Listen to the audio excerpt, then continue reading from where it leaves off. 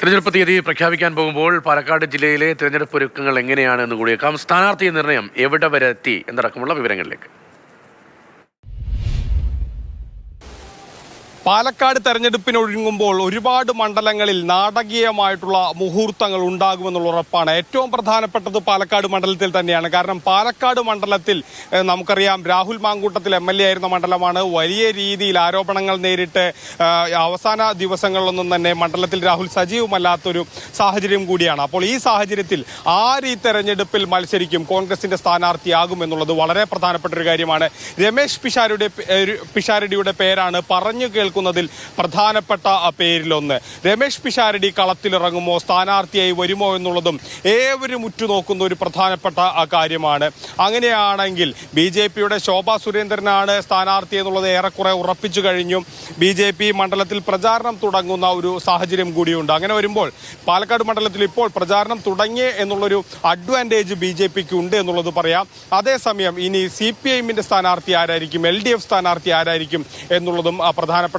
LDF സ്ഥാനാർത്ഥി എത്ര വോട്ടുകൾ പിടിക്കും എന്നുള്ളതും ഒക്കെ തന്നെ വളരെ പ്രധാനപ്പെട്ട ഒരു കാര്യമാണ്.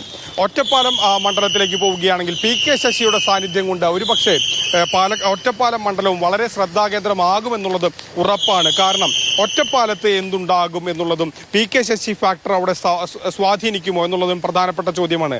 ഒറ്റപ്പാലമാണ് PK ശശിക്ക് ഏറ്റവും അധികം സ്വാധീനമുള്ള മണ്ഡലങ്ങളിലൊന്ന്.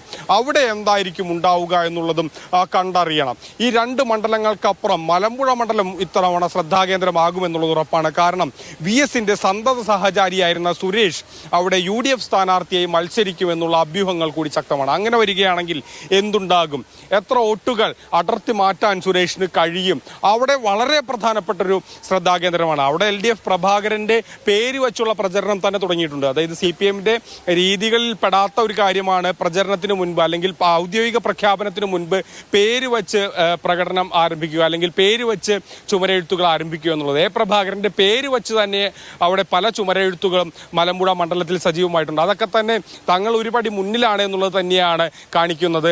ഏതായാലും വലിയ ശക്തമായ വാശിയേറിയ മത്സരത്തിൽ തന്നെയാണ് പാലക്കാട് വേദിയാകാൻ പോകുന്നത്. പാലക്കാട് ഏപ്രിൽ മാസമാകുമ്പോഴേക്കും ചൂട് കൂടുന്ന ഒരു മണ്ഡലമാണ്. അപ്പോൾ തെരഞ്ഞെടുപ്പ് കൂടി വരുമ്പോൾ അതൊരു ഹൈ വോൾട്ടേജ് ചൂടിലേക്ക് പോകുമെന്നുള്ളതും ഉറപ്പാണ്.